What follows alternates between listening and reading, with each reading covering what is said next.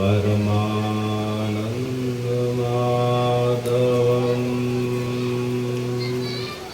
राम रामेति रामेति रमे रामे मनोरमे सहस्रनाम ततुल्यं श्रीराम नामं वरानने सदाशिव समारंभात् आदिशंकर मध्यमात् अस्मदाचार्य पर्यन्तां वन्दे गुरु परंपरां वंशी विभूषितकरा नवनीत डावा पीताम्बरारुणबिं फलाधरोष्ठात् पूर्णेन्दु सुन्दरमुखारविन्दनेत्रात् कृष्णापरं किमपि तत्त्वम् अहं न जाने कृष्णापरं किमपि तत्त्वम् अहं न जाने भगवान् पितारात्रि शरदेन्दुफुल्लमल्लिका वीक्षरन्तुं मनश्चक्रे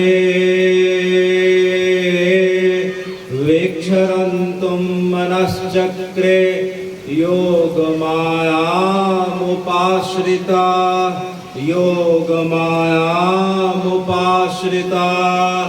भगवान् पितारात्रि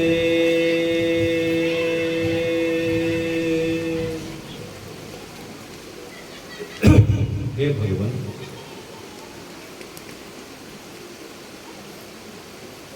आज हम सब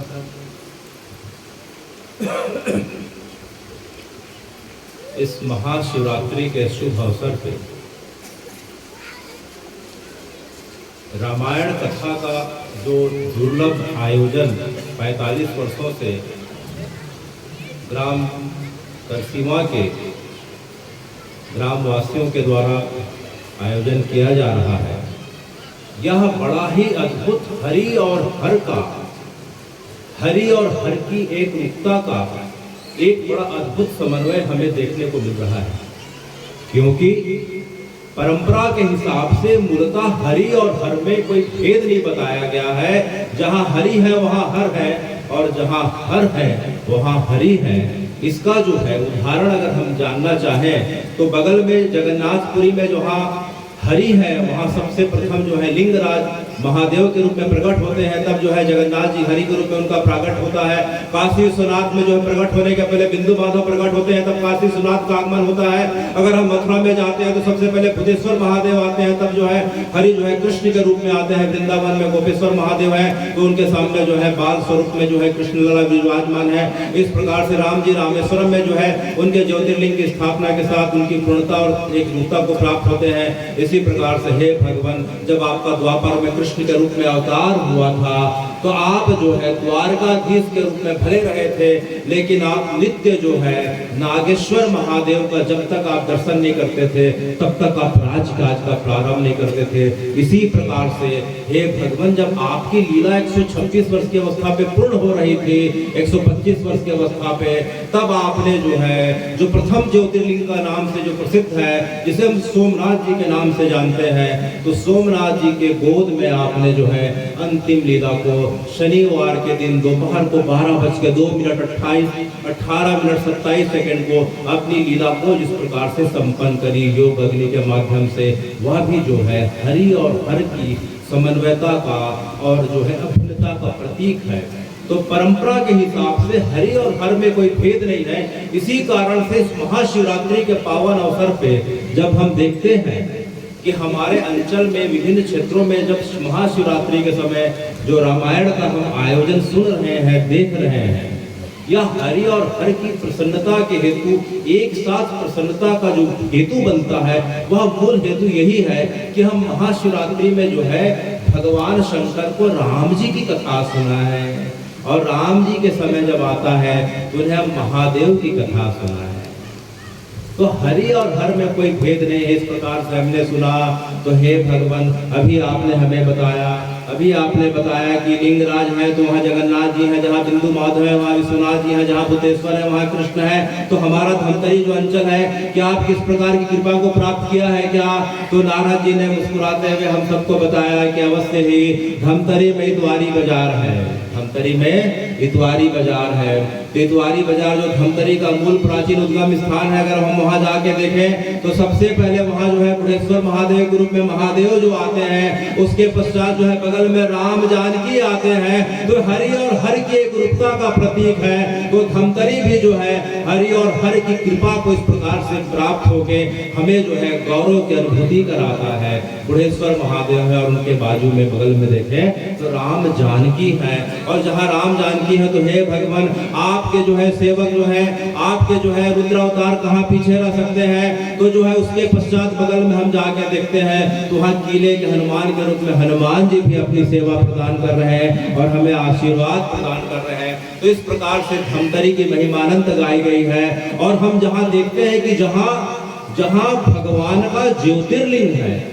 जहाँ भगवान का ज्योतिर्लिंग है, वहाँ जहाँ हर ज्योतिर्लिंग के रूप में विराजमान होते हैं, उस जगह पे हरि जो है ब्रह्म द्रव्य के रूप में अर्थात गंगा जी के रूप में उनके चरणों की सेवा करते हैं। तो हे भगवान, क्या धमतरी को, धर्म के नगरी को ऐसा सौभाग्य प्राप्त है क्या? तो जो है नारद जी कहते हैं अवश्य ही धमतरी में जो है रुद्रेश्वर महादेव है, उसके सामने में जो दिखती है उसे वर्तमान में महानदी के नाम से जाना गया। इसके पूर्व उसका नाम महानंदा था। और पुराणों में अगर देखें, श्रीमद् भागवत पुराण में, स्कंद पुराण में, शिव पुराण में, पद्म पुराण में, अनेक पुराण में इस महानंदा का नाम जो है श्री जो है चित्रोत्पदा गंगा के नाम से जो है अनेक अनंत काल से यह जगह जो है प्रसिद्ध है। तो भगवान जो हरि है ब्रह्म द्रव्य के रूप में चित्रोत्पदा गंगा के रूप में जो है रुद्रेश्वर महादेव की इस प्रकार से चरणों की सेवा कर रहे हैं। तो हम धमतरी वासियों के लिए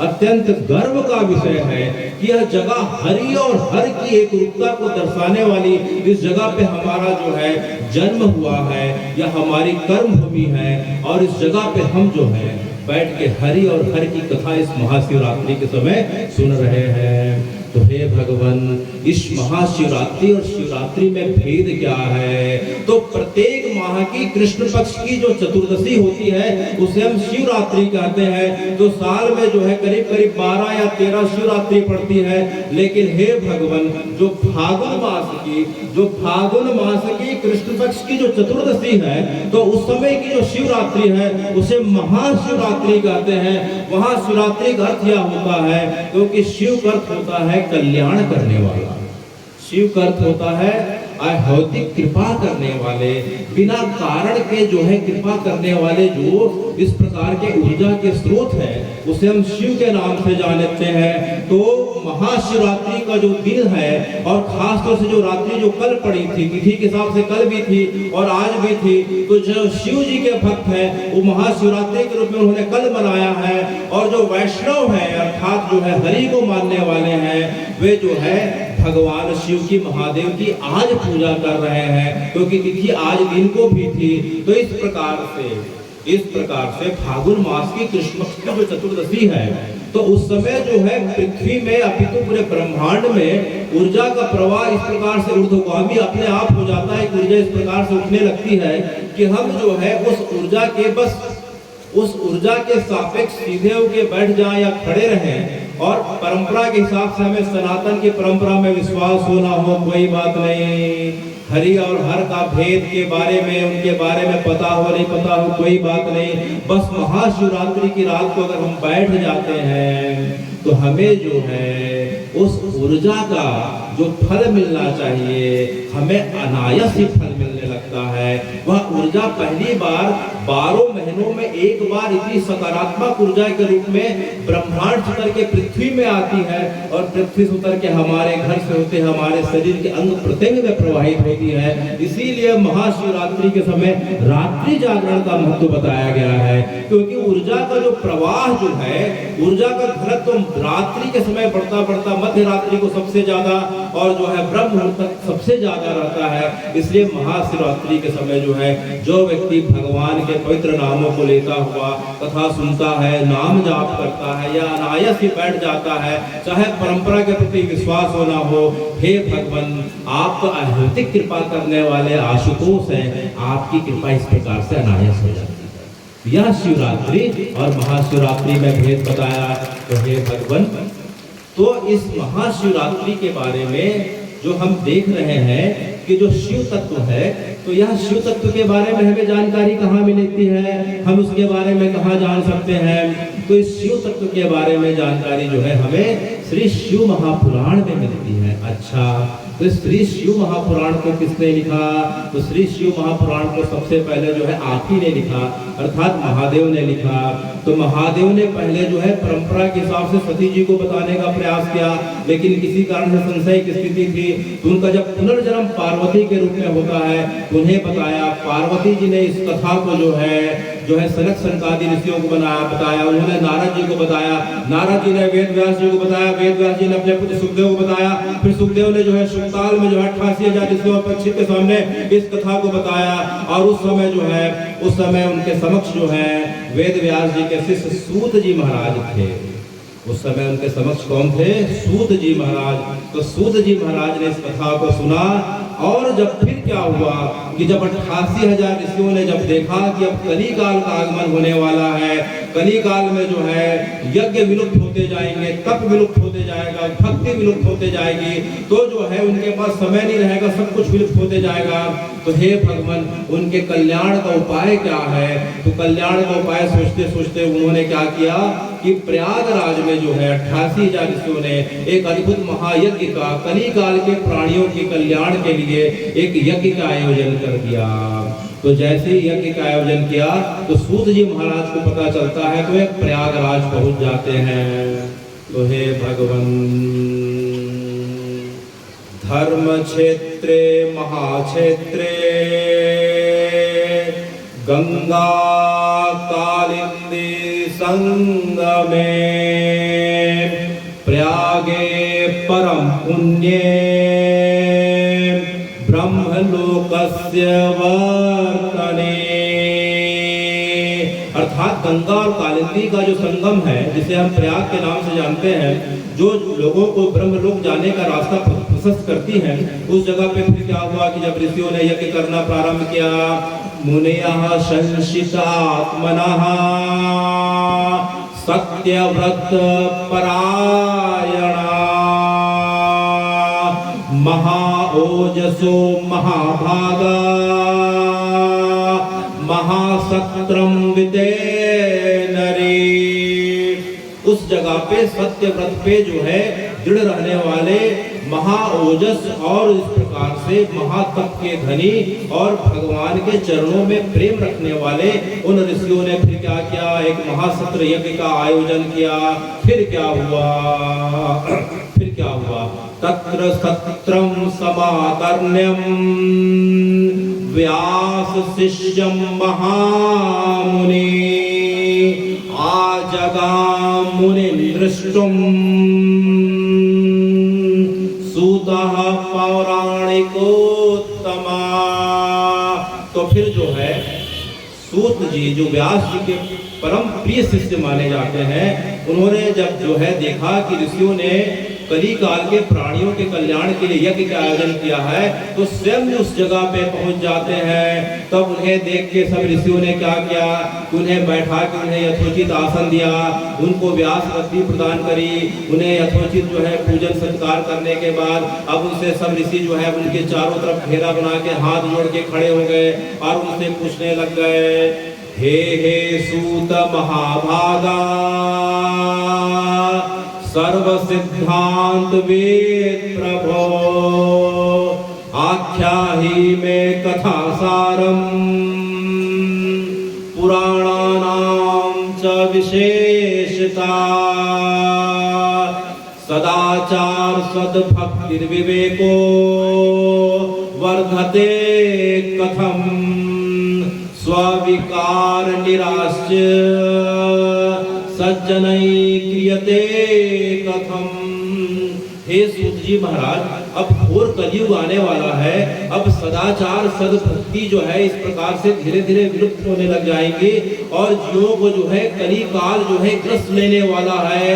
जीवान असुरतां प्राप्ता प्राये घोरे कला विहा तस्य संशोधने किमहि विद्यते परमायनम। तो कली काल के जीवों के कल्याण के लिए अत्यंत कम समय में जो फल प्रदान कर दे, ऐसी उपाय क्या है? एन तत्साधने नाशु शुद्ध्यात्मा विशेषता शिव प्राप्तिर्भवेत्ता सदा निर्मल चेतसा। हे सूत जी महाराज, कि कलिकाल के जीवों के पास ना समय रहेगा, ना ज्ञान रहेगी, ना बुद्धि रहेगा, ना यज्ञ जब तब भक्ति कुछ नहीं रहेगी, तब भी उनके कल्याण का कुछ उपाय तो बताएं। तब सूत जी ने देखा कि इन ऋषियों के पास अपने लिए कुछ मांगने का कुछ नहीं है, ये तो आने वाले समय में कलिकाल के प्राणियों के जो है कल्याण का उपाय पूछ रहे हैं, तब उनसे रहा नहीं जाता है। तब सूत जी महाराज ने देखा कि इन ऋषियों के मन में अपने लिए कुछ स्वार्थ नहीं है, अपितु जन कल्याण की भावना से युक्त होकर मुझसे प्रश्न पूछ रहे हैं। तब उन्होंने फिर क्या किया? तब उन्होंने कहा सदा सेव्या सदा सेव्या सदा सेव्या विशेषता एतस्य हि पुराणस्य कथा कथा परम पावनी किं ब्रीवामि फलं मे तस्य चित्तम शिव समाश्रये। तो कली काल के प्राणियों के उद्धार का कल्याण का बस एक ही उपाय है कि बस केवल और केवल जो है बस एक ही नाम बोले। तो वह नाम क्या है? साथ में ले, नमः शिवाय नमः शिवाय नमः शिवाय। तो कली काल के प्राणियों के कल्याण का मात्र एक ही उपाय बताया गया जो है सूत जी महाराज के द्वारा कि केवल और केवल जो है शिव अर्थात कल्याण करने वाला, शिवाय अर्थात चतुर्थी प्रथम जो है विभक्ति का जो है प्रथम वचन है कि जो कल्याण करने वाले जो है, जो ऊर्जा के जो पुंज है, जिनका नाम जो है प्रतीकात्मक रूप में शिव, शंकर, महादेव, आशुतोष आदि रखते हैं, बस उनका ध्यान किया जाए। अच्छा, तो हे सूत जी महाराज, इस प्रकार से आपने 24,000 श्लोकों से युक्त जो शिव महापुराण की कथा प्रयागराज में उन ऋषियों को सुनाई। तब से लेके यह कथा परंपरा के हिसाब से, गुरु शिष्य परंपरा के हिसाब से हमारे बीच तब से लेके आज तक जो है चल पड़ी है। तो गुरु शिष्य परंपरा का सबसे बड़ा जो है लाभ यही है कि गुरु किसे बनाना चाहिए? गुरु उसे बनाना चाहिए जो स्वयं उस परंपरा से प्राप्त जो है किसी योग्य गुरु का शिष्य रह चुका हो, पहला, और जिसकी गुरु परंपरा राम कृष्ण भगवती महादेव में जाके पूरी होती हो, तो ऐसे व्यक्ति को गुरु और ऐसे पंथ और ऐसे जो है संप्रदाय को अपना जो है गुरु स्थान के रूप में जो है हमें स्वीकार करना चाहिए। ऐसे पंथ, ऐसे संप्रदाय जिसमें कुछ 100 वर्षों के अंतर्गत जिनका जो है प्रादुर्भाव हुआ हो, जिसमें स्वयं को ही जो है भगवान आशुतोष महादेव, रामकृष्ण भगवती मानने की इस प्रकार से लोकेशना हो, तो हे भगवान शिव पुराण में कहा गया है कि जहाँ रामकृष्ण भगवती महादेव के अलावा दूसरी चीज की चर्चा होती हो, उनकी चर्चा नहीं होती हो, तो परंपरा के हिसाब से तर्क हो तो उनकी जो है जिह्वा को जो है बंद कर दी जाए, अर्थात जो है उनके जो है तर्कों के माध्यम से उन्हें निरुत्तर कर दिया जाए। अगर वह पता नहीं है तो कान में स्मरण करने के बजाय जो है उस जगह से उठ के चले जाना चाहिए, क्योंकि जिस जगह पे रामकृष्ण भगवती महादेव की चर्चा ना हो, स्वयं व्यक्तिवाद की यहाँ बात होती हो, तो हे भगवान उस पाप का शमन कभी नहीं हो सकता। उस पाप का फूलों के माध्यम से अनंत काल तक इस प्रकार से जो है हम समन करने का प्रयास करें तो अभी से समन नहीं होता। तो यह गुरु शिष्य परंपरा है, जिस ज्ञान को जो है पार्वती जी को मिला, पार्वती जी के माध्यम से नारद सनकादि के होते हुए सुखदेव जी के माध्यम से, सूत जी के माध्यम से हमारे भी चाहिए, तो इस परंपरा का अनुसरण करना चाहिए। केन पंथा जो है युधिष्ठिर जी से जब यक्ष ने पूछा किस मार्ग का अनुसरण करना चाहिए, केन पंथा, तब युधिष्ठिर जी ने कहा महाजनम गता सा पंथा, कि जिस परंपरा के माध्यम से हमारे पूर्वज लोग, हमारे इस प्रकार से गांववासी लोग, पूर्वज लोग जिस परंपरा को प्राप्त करके उनके साथ सायुज हो चुके हैं, उस परंपरा का पालन करना चाहिए, न कि जो है इस प्रकार के जो है वर्तमान में अनेकों अनेक जो है। तो इस प्रकार से हे भगवान, तो उस शिव तत्व के बारे में जब सूत जी महाराज ने हम सबको बताया, तो हे सूत जी महाराज, तो भगवान जो निर्गुण निराकार के रूप में जो थे, तो ये बताइए कि सबसे पहले सगुण साकार के रूप में कब आए। तब सूत जी महाराज ने जो है शिव महापुराण में 7 संहिता है। कितनी संहिता है? 7 संहिता है। पहली संहिता को अध्याय को जो है विद्वेश्वर संहिता कहते हैं, दूसरे अध्याय को जो है रुद्र संहिता, तीसरे को जो है शतरुद्र, फिर कोटि रुद्र, फिर उसके बाद उमा संहिता, कैलाश संहिता, और 7वीं संहिता वायव्य संहिता है। तो विद्वेश्वर संहिता में जो है सूत जी महाराज हमें बताते हैं कि भगवान का जो निर्गुण निराकार जो ऊर्जा का स्वरूप पूरे ब्रह्मांड में व्याप्त था, तो मृत्यु लोक के प्राणियों के कल्याण के लिए उन्होंने एक लीला रची, और जो उन्होंने क्या किया कि जो है ब्रह्मा जी को और हरि को इस प्रकार से, उनकी जो माया को इस प्रकार से उन्होंने भेद कर दिया, दोनों में बड़ा बनने की इच्छा हो गई। तब उनके शंका को समाधान करने के लिए वे जो है एक अग्नि स्तंभ के रूप में प्रकट हो जाते हैं।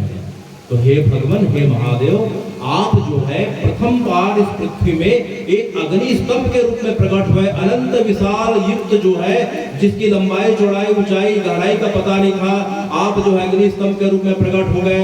तो आपका पहला जो है अग्नि स्तंभ के रूप में जो ज्योतिर्लिंग प्रकट हुआ, तो हे भगवान वह जगह कौन सी है? तो वह जगह मद्रास के आगे 80 किलोमीटर आगे जाते हैं, तो वह जगह जो है अरुणाचल क्षेत्र है, मद्रास से 80 किलोमीटर आगे। तो वहाँ एक पर्वत दिखाई पड़ता है, उस पर्वत का नाम अन्नामलाई पर्वत है। तो उसी अन्नामलाई पर्वत में जो है भगवान का सबसे प्रथम इस विश्व में प्रथम अग्नि स्तंभ के रूप में जो है ज्योतिर्लिंग प्रकट हो गया। तो वह तिथि कौन सी थी? तो अलग अलग पुराणों में अलग अलग बताया गया है।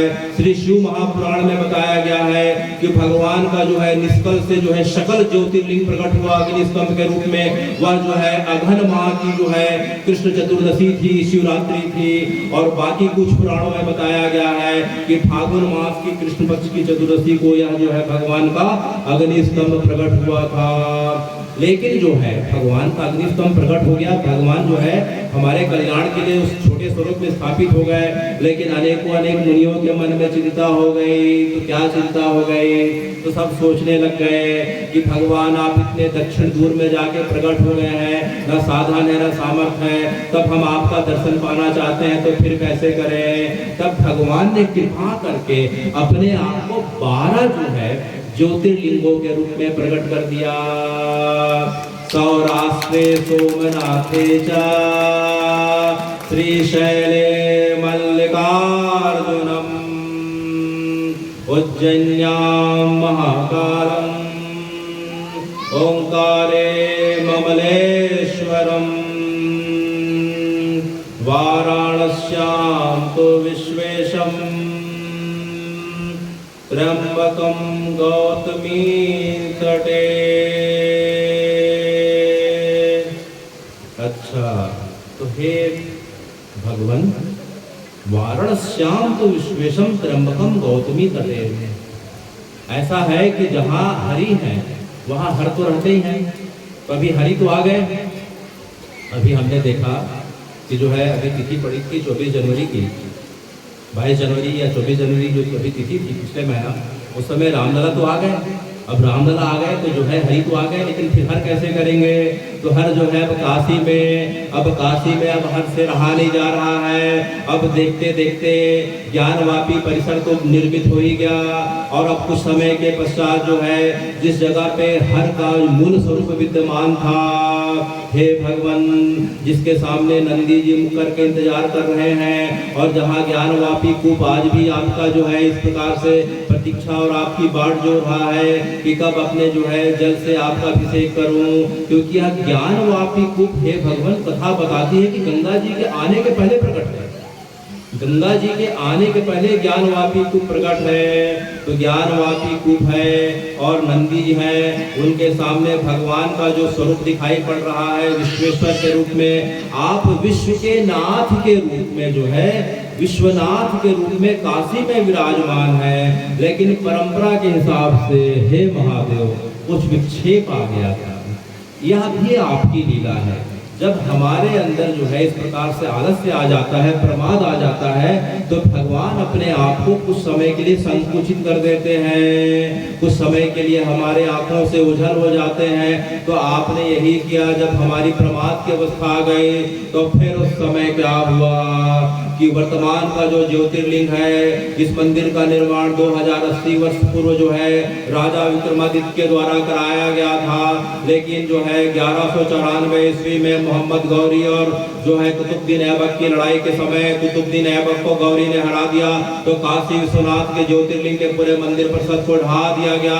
इसके पश्चात पुनर्निर्माण हुआ, लेकिन जो है सन 1444 में जो है जालौन जनोद के जो है वहाँ का जो सुल्तान था जिसका नाम था महमूद, उसने फिर उस मंदिर को जो है काशी विश्वनाथ के जो है मंदिर को पुनः इस प्रकार से खंडित कर दिया।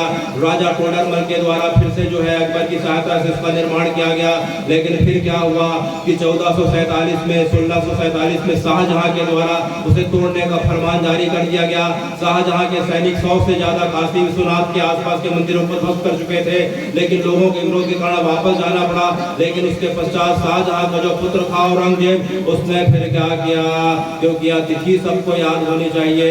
जिस प्रकार से हम हरि की अर्थात राम जी की बात करते हैं तो हमें 1528 की तिथि याद होनी चाहिए, क्योंकि 1528 की तिथि हुआ थी, वह सन हुआ था जब जो है औरंगजेब ने जो है 1528 को बाबर का सेनापति, बाबर के आदेश से बाबर का सेनापति मीर बाकी ने रामलला के मंदिर को ध्वस्त किया था।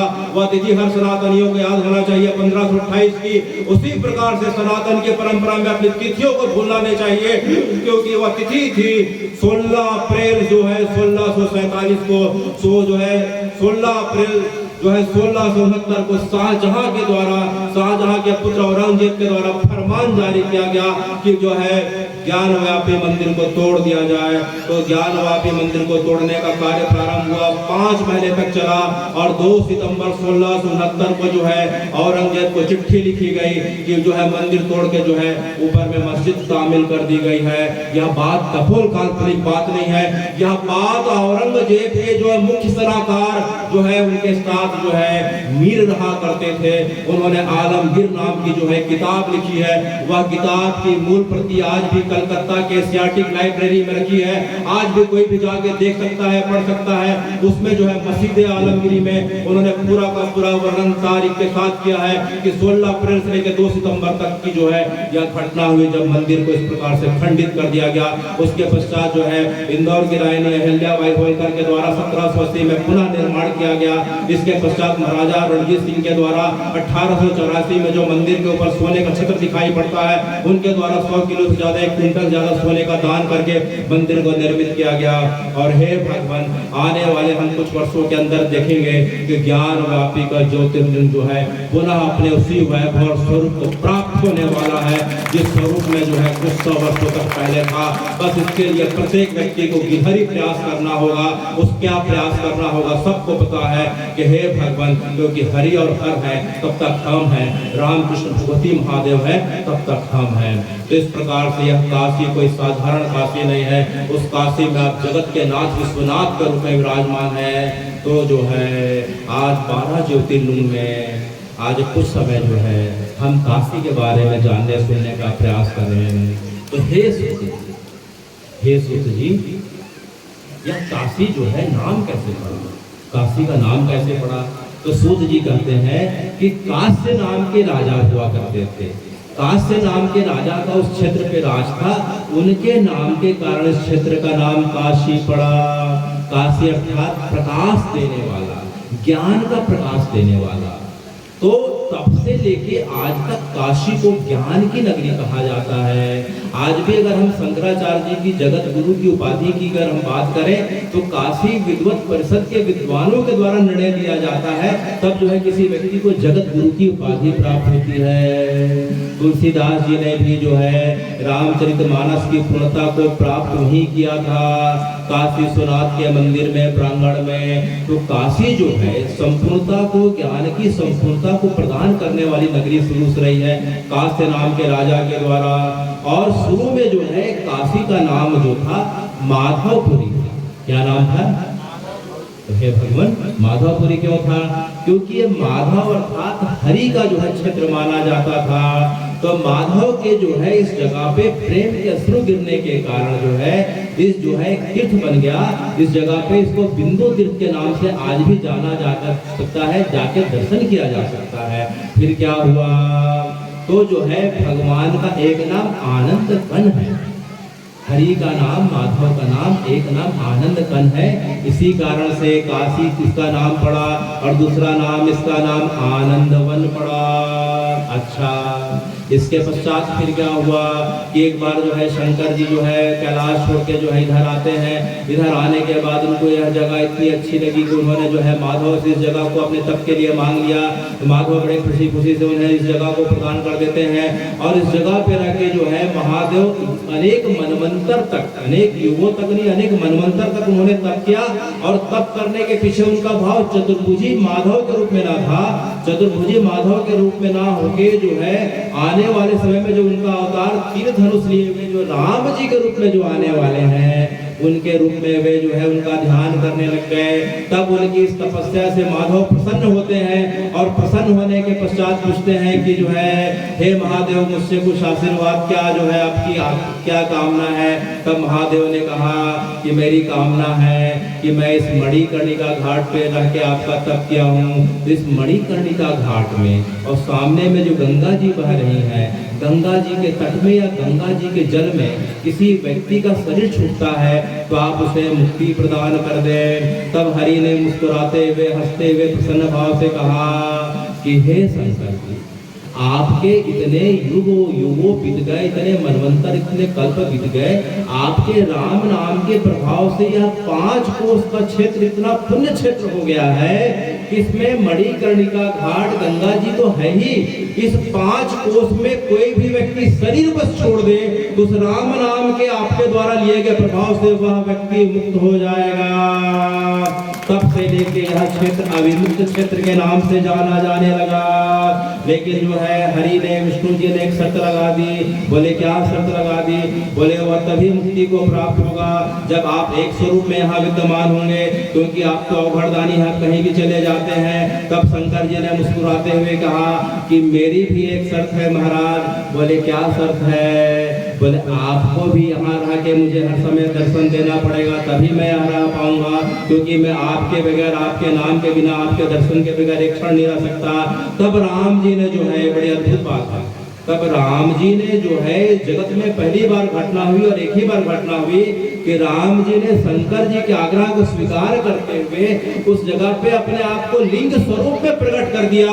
तो उस लिंग को जो है अभिमुक्तेश्वर महादेव के रूप में जाना जाता है और शंकर जी के उस रूप को जो है विश्वनाथ के रूप में जाना जाता है। आज भी हम विश्वनाथ मंदिर परिसर में जाएं तो सबसे पहले अभिमुक्तेश्वर महादेव जो राम जी स्वयं लिंग के रूप में प्रकट हुए हैं, उनके दर्शन होते हैं और उसके पश्चात जो है विश्वनाथ के दर्शन होते हैं। तो राम जी इस जगह पे शंकर जी के गुरु हैं, राम जी शंकर जी के गुरु हैं। और जो है सबसे पहले राम जी का दर्शन अर्थात अभिमुक्तेश्वर जो है लिंग का दर्शन करना चाहिए, उसके पश्चात हमें जो है शंकर जी का दर्शन करना चाहिए।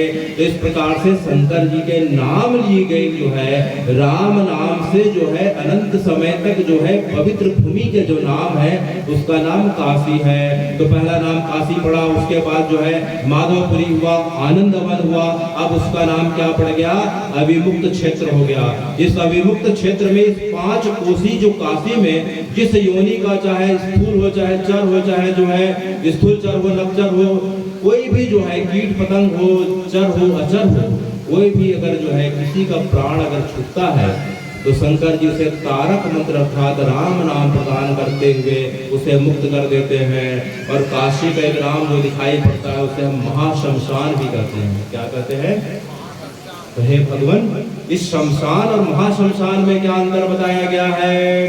क्योंकि शमशान में हमारा शरीर जलता है, शमशान में हमारा शरीर शुद्ध होता है, लेकिन सूक्ष्म शरीर स्थूल शरीर जो दिखता है वह शुद्ध होता है अग्नि में, लेकिन सूक्ष्म और कारण शरीर विद्यमान रहते हैं। और जब तक सूक्ष्म और कारण शरीर रहते हैं तब तक हमारा बार बार जो है माँ के गर्भ में आना जाना चलते रहता है, जिसको शंकराचार्य जी कहते हैं चरपट मंजिल का स्रोत में, पुनरपि जननम पुनरपि मरणम पुनरपि जननी जठरे शयनम यह संसारे खलु दुस्तारे कृपया पारे पाहे मुरारी।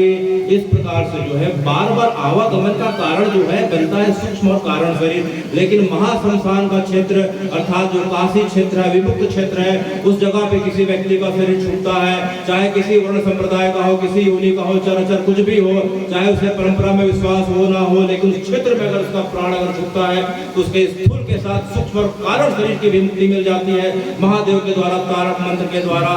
इसी कारण से उसे महाशमशान कहा गया, क्योंकि स्थूल कारण सूक्ष्म कारण सब शरीर छूट गए तो दोबारा फिर आवागमन का कारण नहीं बनता है। तो काशी का एक नाम जो है महाशमशान भी है। तो इस प्रकार से हे भगवान काशी में जो है शंकर जी जो है मुख्य रूप से किन किन क्षेत्रों में इस प्रकार से वहाँ विचरण करते रहे हैं। अगर शंकर जी को पाना है तो अगर हम जो है विश्वनाथ जी के मंदिर में चले गए तो भी महाशिवरात्रि की बहुत भीड़ है, उनके दर्शन नहीं हो पाएंगे। अच्छा सोमवार को चले गए तो और भीड़ है, वहाँ दर्शन नहीं हो पाएंगे। बहुत पर्वों के समय भीड़ रहती है तो फिर क्या करें? तो नारद जी कहते हैं कि शंकर जी के दर्शन विश्वनाथ में हो जाए बहुत अच्छी बात है, नहीं भी हो पाए तो कोई बात नहीं। शंकर जी एक स्वरूप में अवघड़ के रूप में जो है इस महाशमशान का जो 4 किलोमीटर का क्षेत्र है गंगा जी के किनारे किनारे जो धनुषाकार दिखाई पड़ता है, उत्तर से लेकर दक्षिण का जो 4 किलोमीटर का क्षेत्र है जिसमें 84 घाट बने हुए हैं, शंकर जी किसी न किसी रूप में हमें मिल जाएंगे, दर्शन दे देंगे। तो अगर जो है वहाँ दर्शन नहीं हो पाए तो कोई बात नहीं, इन घाटों का दर्शन कर लेना चाहिए। तो 84 घाट में हमें 4-5 घाटों के बारे में थोड़ा जानना आवश्यक हो जाता है। काशी की जब महिमा की चर्चा होती है तो पहला घाट उत्तर से पड़ता है, वह घाट पड़ता है आदि केशव घाट, जहाँ जो है भगवान का जो है माधव सो का जो है विष्णु जी का स्वरूप विद्यमान है, जिसे आदि केशव घाट कहते हैं। दूसरा घाट महत्वपूर्ण घाट मणिकर्णिका घाट है। मणिकर्णिका घाट पृथ्वी की एकमात्र ऐसी पवित्र स्थली है जहाँ दिन रात 24 घंटे जो है शव का दाह संस्कार की क्रिया होती है, जहाँ दिन रात कोई भेद प्राप्त नहीं होता। और उसी जगह पे बैठ के भगवान शंकर के दूसरे तारक मंत्र प्रदान करते हैं। महामंत्र जोई जपत महेशु काशी मुक्ति हेतु उपदेशु। ये वो जगह कौन सी है जहाँ महामंत्र का पाठ करके नाम लेके तारक मंत्र का उद्धार कर रहे हैं जीवों को? मणिकर्णिका घाट है। अच्छा, मणिकर्णिका घाट के बगल में आगे जाते हैं तो राजा हरिश्चंद्र की घाट पड़ती है। जब राजा हरिश्चंद्र जो है अपना राजपाट किसी कारण से सत्य में स्वप्न के कारण हार गए थे दुर्वासा ऋषि के, इसी जगह पर उन्होंने डोम का कार्य किया था। राजा हरिश्चंद्र घाट जहाँ उन्होंने अपने पुत्र राहुल को इस प्रकार से सबको पता है, उनकी पत्नी तारामती पुत्र राहुल, तो राजा हरिश्चंद्र घाट। उसके आगे थोड़ा और आ जाए तो दशाश्वमेध घाट, जहाँ ब्रह्मा जी ने 10 बार अश्वमेध यज्ञ का संचालन किया। उसके पश्चात जो है एक परंपरा बन गई कि जो है 10 बार अश्वमेध यज्ञ करना है तो दशाश्वमेध घाट में जाना पड़ेगा। उसके पश्चात आगे जाए तो जो है तुलसी घाट पड़ता है, जहाँ तुलसीदास जी उत्तरकांड से लेके अपने जीवन के आखिरी समय ही रहे हैं। उसके पश्चात आगे जाए तो पंचगंगा घाट पड़ता है, जिस जगह पे 5 नदियों का संगम है, गंगा यमुना सरस्वती जो है धूप तापा और किरण नदियों का संगम है, उसे पंचगंगा घाट कहते हैं। इसी जगह पे कबीरदास जी और उनके गुरु रामानंद जी की जो है इस प्रकार से यहाँ उनकी मुलाकात हुई थी।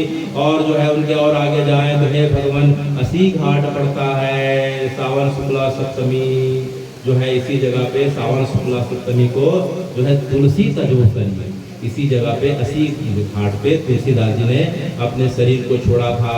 तो आखिरी घाट असी घाट है दक्षिण में। पहला घाट जो है इस प्रकार से श्री जो है हम देखते हैं कि भगवान का केशव घाट है। उत्तर में जो है गंगा जी से वरुणी नदी मिलती है, दक्षिण में जो है असी नदी मिलती है। तो वरुणी नदी और असी नदी के मिलने के कारण जो है गंगा जी से इस जगह का नाम क्या पड़ गया, वाराणसी पड़ गया।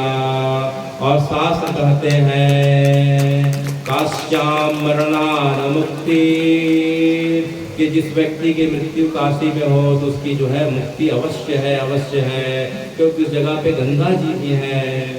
और गुप्त रूप से यमुना, सरस्वती, भूपतापा, किरण, वारुणी, असी, अनेकों अनेक भारत की जितनी भी नदियां हैं सब जो है सकल रूप में या गुप्त रूप से उस जगह पे विद्यमान है। और हरि तो जो है ब्रह्म द्रव्य के रूप में गंगा जी के रूप में उनकी जो है चरणों की सेवा कर रहे हैं।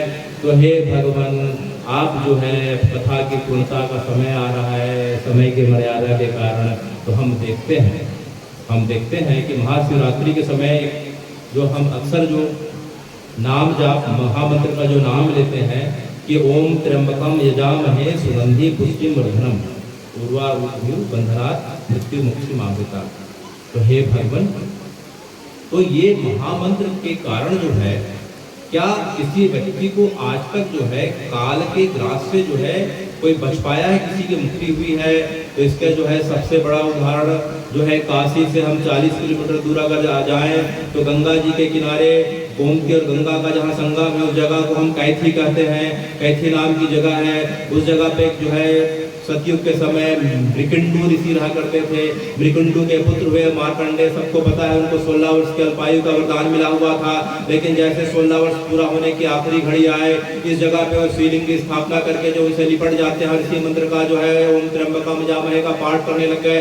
तो उसका पाठ करने का परिणाम यह हुआ कि भगवान खुद आके जो है मार्कंडे ऋषि को अनेकों अनेक कल्प तक जो है अपना जो है समय प्रदान कर देते हैं। और मार्कंडे ऋषि तब से लेकर आज तक 16 वर्ष के ही है, उनसे आगे की अवस्था नहीं प्राप्त हुई। तो इस घटना का प्रमाण जो है काशी सोनाथ से 40 किलोमीटर आगे जाए तो वह जगह कैथी, उस जगह पे जाके हम मार्कंडेश्वर महादेव के रूप में जो है भगवान का दर्शन कर सकते हैं और इस मंत्र के प्रभाव को जान सकते हैं कि शास्त्रों की बात कोई सामान्य नहीं है, यह पूरी तरीके से प्रमाणिक है। और अब आखिरी में देखिए, कुछ दिन के पश्चात जो है 24 तारीख को होली आ रही है। 24 तारीख को होली आ रही है। लेकिन हमको जान के बड़ा आश्चर्य होगा कि संसार की जो सबसे पहली होली है, बोला भैया दिनेश विकास गोस्वामी सर, संसार की सबसे पहली होली खेली तो किसने खेली? संसार की सबसे पहली होली तो खेली तो किसने खेली, कब खेली, कहाँ खेली, किसके साथ खेली? तो जब यह भाव पता चलता है तो हमें जो है बड़ा आनंद का अनुभव होता है। तो संसार की जो सबसे पहली होली खेली तो शिव पार्वती ने खेली। भगवान का विवाह पार्वती जी के साथ हो तो गया था, लेकिन भगवान ने पार्वती जी को जब गौना करा के जो सबसे पहले बार घुमाने लाए, किसी काशी नाम की जगह पे लाते हैं, तो पार्वती जी को जगह बड़ी अच्छी लगी। पार्वती जी काशी को देख के जो है गंगा जी को सामने देख के उनका मन प्रसन्न हो गया। मंद सुगंध हवा चलने लगे, फूलों की बरसात होने लगी। देवता गंधर्व जो है इस प्रकार से नगाड़ों की और जो है अद्भुत वाद्य यंत्रों के माध्यम से पूरा इस प्रकार से नृत्य गान होने लगा।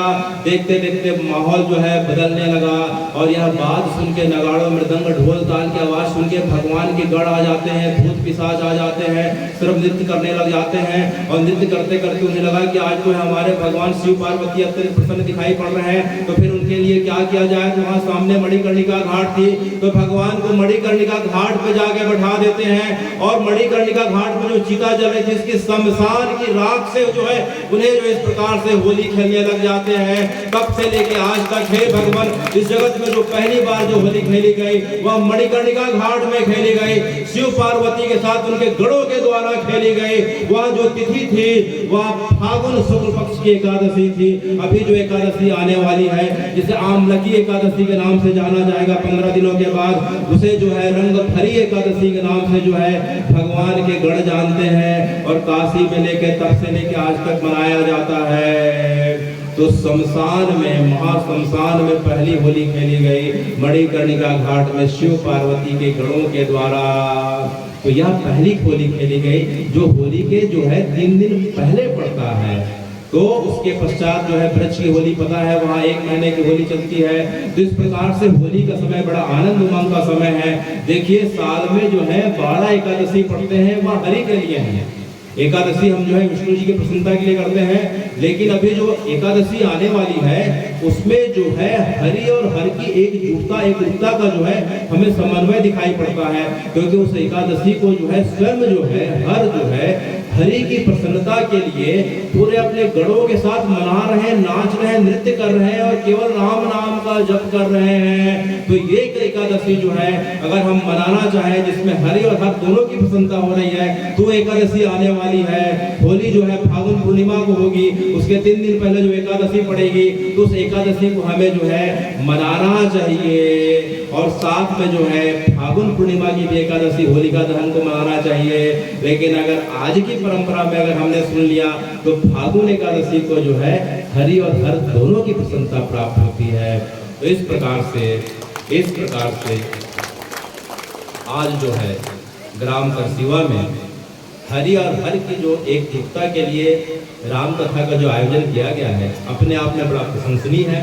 क्योंकि अगर हम रामचरितमानस को भी देखते हैं तो सबसे पहले बालकांड में तुलसीदास जी ने क्या कहा है कि रचि महेश निजमानस राखा 22 समय शिवा सन भाखा, कि पहले रामचरित को सबसे पहले किसने लिखा? शंकर जी ने लिखा। और रामचरितमानस में तुलसीदास जी सबसे पहले राम जी के बारे में नहीं लिख रहे हैं, वो तो सबसे पहले जो है शिव सती के बारे में लिख रहे हैं, फिर उसके पश्चात शिव पार्वती के बारे में लिख रहे हैं, उसके बाद में राम जी लिख रहे हैं। तो कहने का मतलब जो है यह रामचरितमानस में भी जो है हरि हरि की एकजुटता समन्वयता हमें दिखाई पड़ती है। हर जगह हम जगहों के हिसाब से देखें तो भी जो पड़ती है।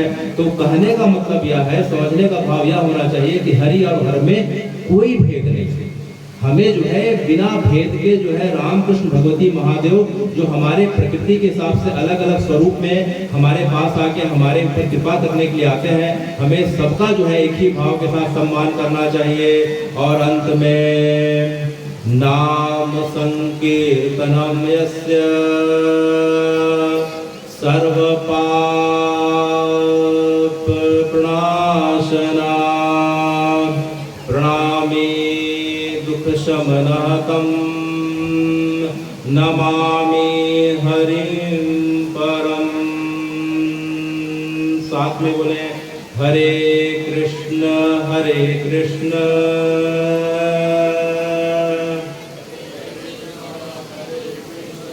कृष्ण कृष्ण हरे हरे हरे राम